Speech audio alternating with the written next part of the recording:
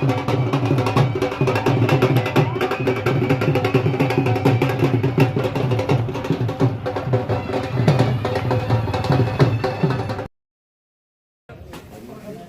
साथ तशरीफ फरमा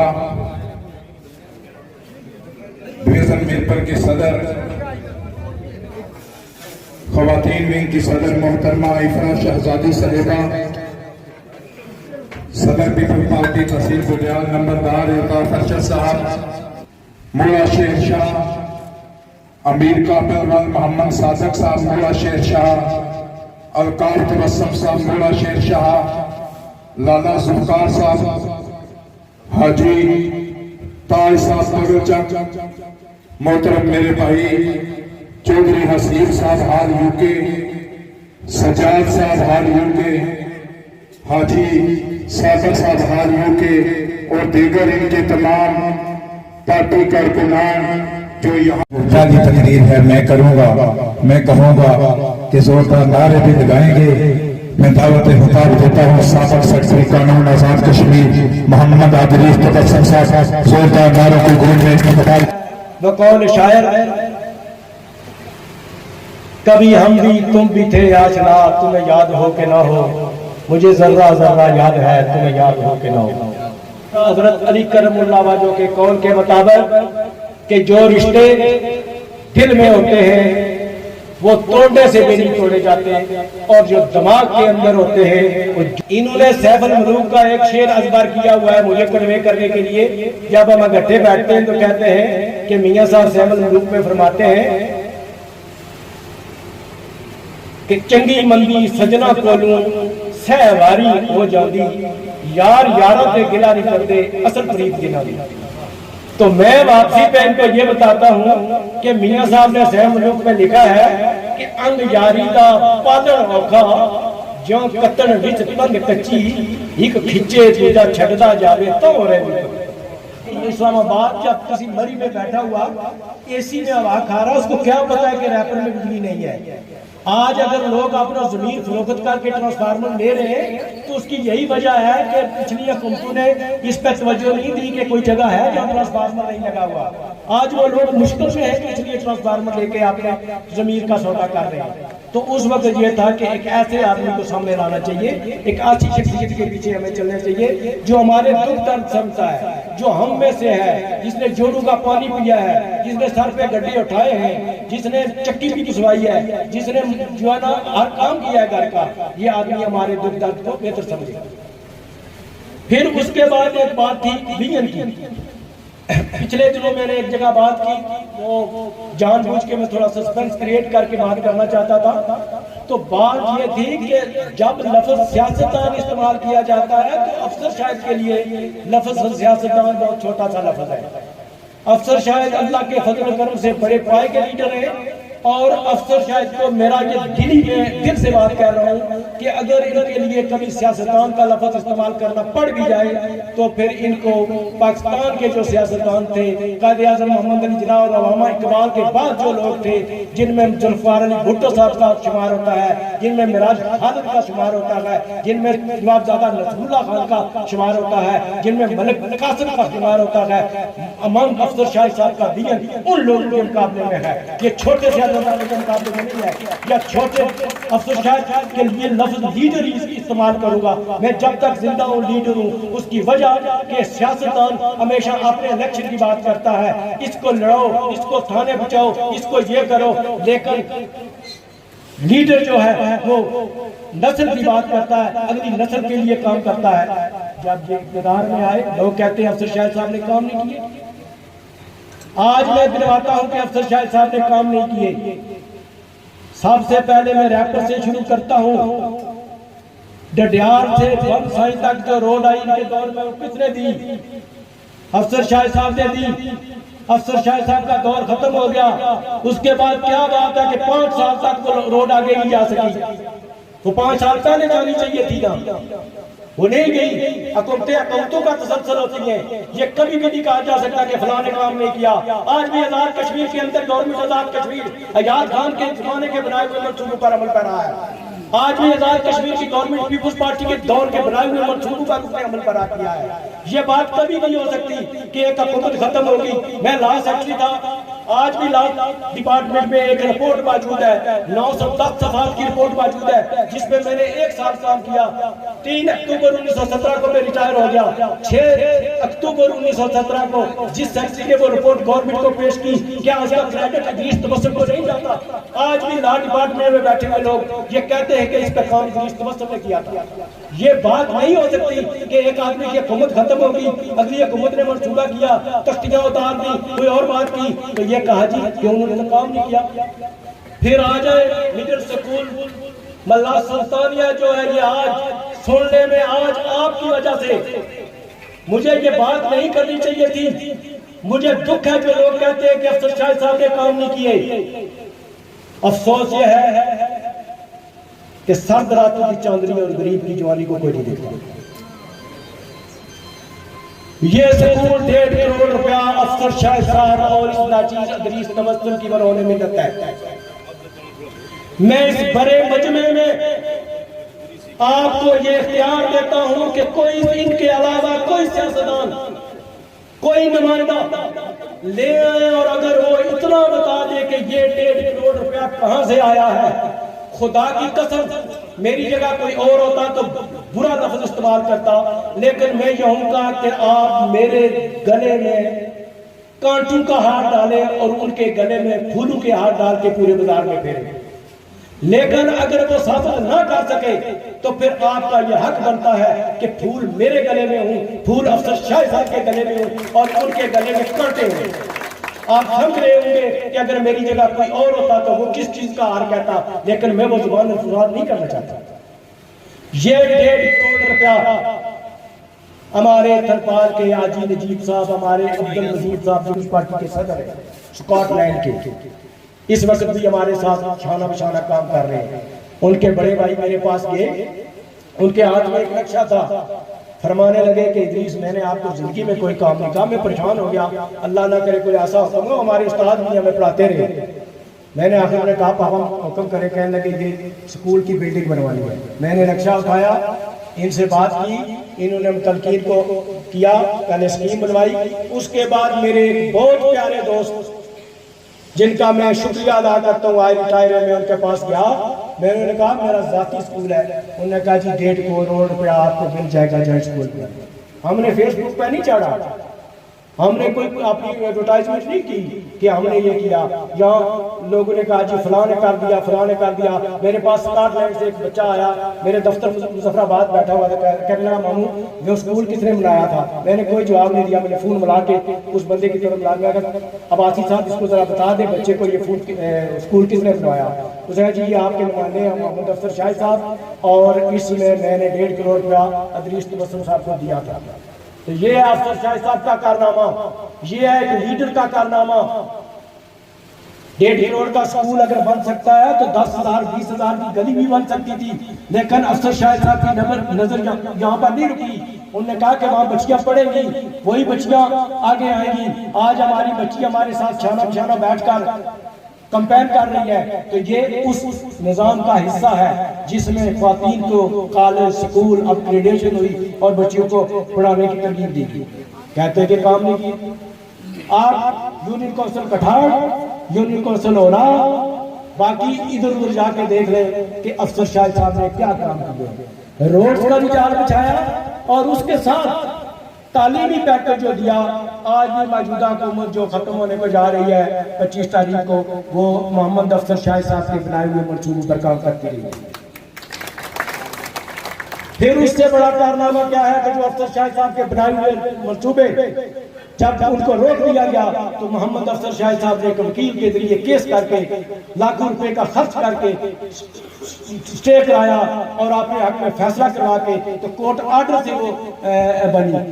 मैं कहता हूं कि हम लोगों को सोचना चाहिए कि आज तो अफसर शायद हमारे सर पर मौजूद थे तो हमने कोर्ट ऑर्डर से बनवा लीजिए। अदालतों का भी अल्लाह भला करे, उन्होंने जो है इंसाफ का फैसला किया। अगर कल हमारे सर पर कोई ना होगा तो हमारी फिर इस तरह सड़कें जाती रहेंगी। अफसर शाह साहब ने बहुत काम किए। अफसर शाह की नजर अगली नस्ल पर थी, इंशाल्लाह अगली नस्ल पर रहेगी। एक बात और करना चाहता हूँ, वो ये कि मैंने सुना, मैं रात को मनसाई दोस्तों अजीजों से मिला हूँ, बच्चों से भी, ये जो लोग दौलत के बलबूते पे हमारे भाइयों के, हमारे अजीजों के जमीन खरीदने की कोशिश कर रहे हैं, उनको ये सोच लेना चाहिए कि औहदा और पैसा किसी का साथी नहीं होता। हमने बड़े बड़े औहदेदार औहदे से हट के लोगों के कुत्ते न लाने देखे। हमने बड़े बड़े औहदेदार औहदों से हटकर इस बात को कसते हैं कि हमें कोई सलाम करे, लेकिन आज अपना हाल यह है कि अल्लाह के फजल करम से ओहदे पे रह कर भी जिस तरह लोग इज्जत करते थे, आज अल्लाह के फजल करम से उससे दुगनी इज्जत करते हैं। किसी बंदे ने ये नहीं कहा कि आज ओहदे से उतर गया, पैसा काम नहीं आता। जनाब अफसर शाह साहब, इन लोगों को पैसे का बड़ा जोम है, लेकिन एक दो तारीखी वाकयात इन लोगों के सामने रखना चाहता हूँ। यहाँ मेरे प्यारे छोटे भाई वकार साहब भी बैठे हुए हैं, वेलकम करता हूँ। अंजर साहब को भी आए हैं, पंडाल में लेट आए हैं। बात यह है कि सैगल खानदान जिसके चर्चे थे पाकिस्तान के अंदर, इंडस्ट्रियल मिलने थी, सब कुछ थी। मुख्तार बात करूंगा कि एक वक्त ऐसा आया कि जब यूसुफ सैगल की बॉडी मैयत कब्र में दफनाने के लिए ले जा रहे थे, तो उस वक्त उसका एक बेटा वसीयत लेके चला गया बड़े भाई के खिलाफ कि ये मेरे बाप ने वसीयत किया है।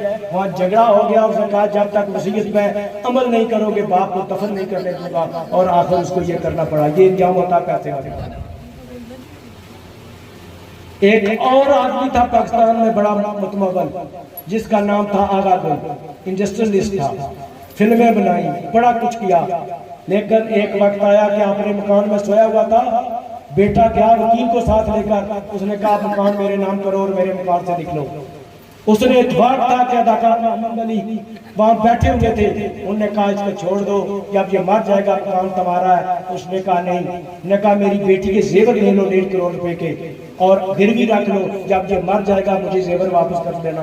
उसने कहा नहीं। आखिर वो बाबा आगा गुल अपनी चारपाई से उठा, 1 करोड़ का चेक काट के बेटे को दिया और बेटा चला गया। उसने कहा जाओ चले जाओ। ये होता है पैसे वालों का अंजाम, ये होता है दौलत का जोम रखने वालों का अंजाम। इंशाअल्लाह आज जो लोग दौलत के जोम से, दौलत की वजह से हमारे भाइयों के जमीन खरीद रहे हैं, दौड़ लगा रहे हैं, इंशाअल्लाह वक्त आएगा कि उनका अशर भी यूसुफ सैगल की तरह और आगा गुल की तरह। मैं आखिर में, बहुत लंबी होगी इस्तिकबालिया कलमात, मुझे चंद ही कहने चाहिए थे।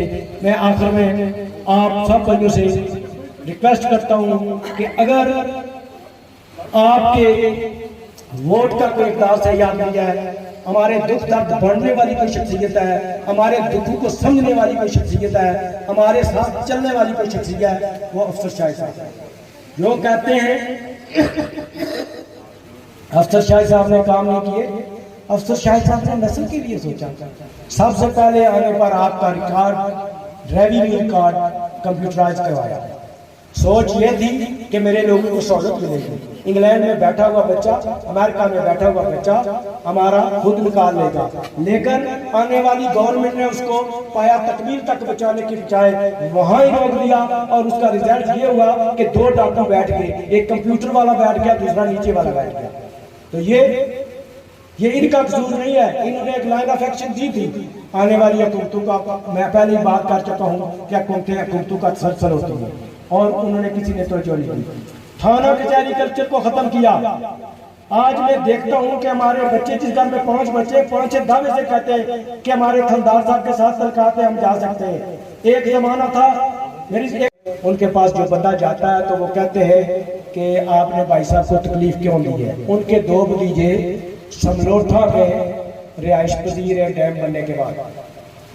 मैं नाम नहीं लेना चाहता, उन्हें किसी आदमी ने कहा है कि अगर आपने वोट हमें ना दिए, अफसर शाह साहब को दिए, तो हम आपका रास्ता बंद कर देंगे।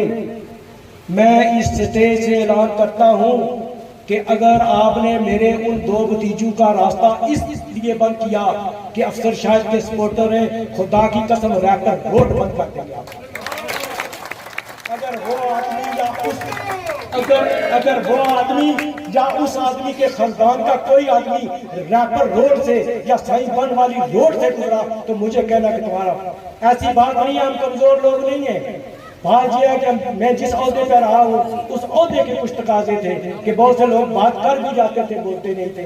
बहुत से लोगों ने ज्यादतियां भी की, ब्यूरोक्रेसी का एक असूल है।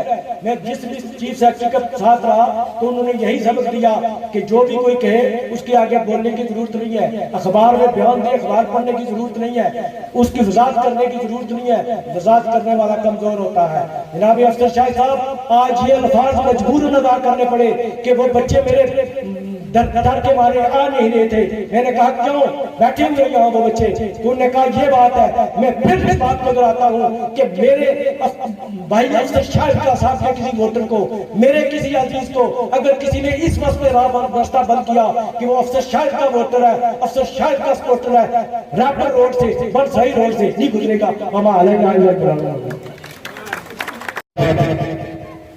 शुक्रिया। मैंने जब अपने स्पीच में रायपुर के 2 काम बताए जो मोहम्मद अफसर शाह साहब ने, एक रोड एक स्कूल का हवाला दिया, एक बात जल्दबाजी में रह गई वो भी आप नोट कर लें कि ये जो रोड मल्ला सुल्तानिया जाती है महकमा औकाफ की ज़मीन से, इसके लिए एड़ी चोटी का जोर लगाया गया। उस वक्त ये मिनिस्टर औकाफ थे, मैं इनके पास चल के गया, मैंने कहा भाई साहब हमारा ये मामला है। जवाब ये था कि तुम्हें किसी ने रोका है, पुलिस भेजी है, जो उनको कहो कि रोड निकाल लें। दूसरे दिन ये रोड बनाई गई, रोड बनी है तो तब पक्की हुई है। आज बातें हो रही हैं कि फलां आदमी ने रोड पक्की की है, रोड कच्ची, रास्ता किसने दिया है? एक आदमी मिनिस्टर औकाफ हो, औकाफ की जमीन से 10 कनाल रकबा चला जाए और वो अपने ऑफिस बैठा हुआ कहे कि इदरीस तबस्सुम जाओ लीक लगवाओ, मैं आपके साथ हूँ। इस आसान को कभी भी भूलना नहीं चाहिए। तो अब मैं दावत खिताब देने वाला हूँ आपके महबूब कायद साहब को, सिर्फ चंद अशार के साथ। अफसर शाह साहब आपकी नजर करता हूँ एक बड़ी पुरानी नज़म, जब भाई वकार असलम कियानी साहब ने शेर पढ़े तो मुझे भी याद आ गया। ये इस मौके की मुनासबत से है, हमें जो मुनाफिक छोड़ के गए हैं उनकी मुनासबत से है, जो हमारे साथ जिंदगी भर रहेंगे उनकी मुनासबत से है। उस समझ चले हो तो इतना उसे कहना, कोई नहीं है हरफे तमन्ना उसे कहना। उस समझ चले हो तो इतना उसे कहना, कोई नहीं है हरफे तमन्ना उसे कहना। उसने कहा था तो यकीन मैंने किया था, उम्मीद पे कायम है दुनिया उसे कहना। कुछ लोग सफर के लिए मौजू नहीं होते, कुछ कटते नहीं रस्ते तन्हा उसे कहना। जरखेज जमीनें कभी बंजर नहीं होती, दरिया ही बदल देते हैं रास्ता उसे कहना। दावत खिताब देता हूँ जनाब मोहम्मद अफसर शाह साहब को, मोहम्मद अफसर शाह, मोहम्मद अफसर शाह।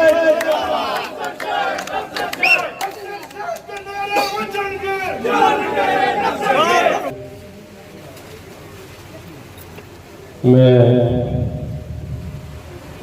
हसीब साहब, अदरीस साहब और बाकी तमाम साथी बापू का इंतहाई शुक्रगुजार हूँ। आज ये अमेरिका में समय आप तमाम साथियों के बापू का मैं इंतहाई शुक्रगुजार हूँ। काफ़ी वक्त हो गया है, मगरब का वक्त भी हुआ चाहता है। इस इलाके से यूँ तो बड़ा महत्वों का एक ताल्लुक है, बहुत बड़े रिश्ते हैं। भाई अदरीस साहब ने जिस अंदाज से उन महत्वों और रफाकों का जिक्र किया, मैं उनका शुक्रगुजार हूँ। लेकिन आज सच्ची बात ये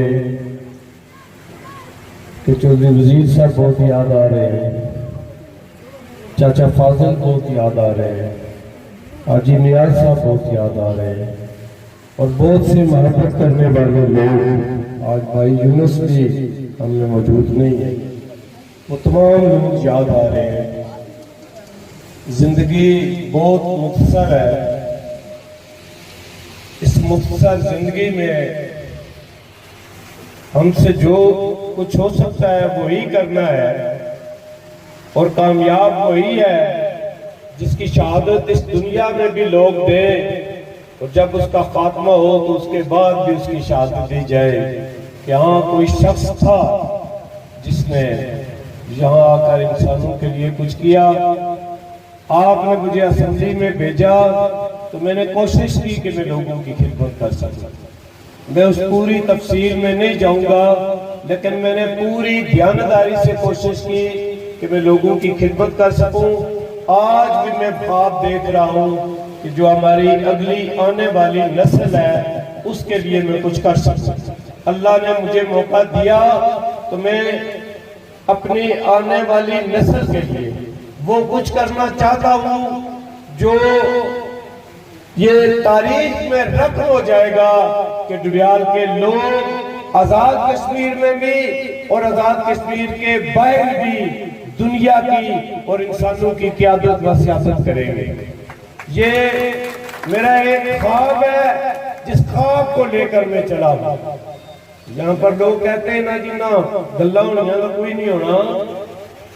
मैं आखा सी ना कुत्ते ना खिलान देना, कुले कुत्ते। एक वजीर आना सी ना करीब 5 साल हो गए खिलाई दिते, आसान होनी थी। मैं अपनी गल खत्म करना पाया कि कुत्ते नहीं घुलणगे। इत्थे हुण ऐसे इंसान पैदा हो सन जिन्हां की सही अशरफुल मखलूकात ने दर्जे पर तकिया जा सकना और उन्हां की डडियाल की पहचान बनाया जा सकना और ही लोग डडियाल की पहचान हो सकते। ना कोई रस्ते बंद कर सकना, ना हो कोई किसी जगह पर कोई धमकी देना गया तो उसके तक क्या जाएगी सी। मैं चूंकि शाम ना वक्त हो गया, आसान होने की, मैं इससे वाली तमाम साथियों तमाम साथियों की मैं शुक्रिया अदा करना पाया। इंशाअल्लाह अजीज फिर वक्त मिलिया 11 तारीख डाइट पर इंशाअल्लाह अजीज तफसील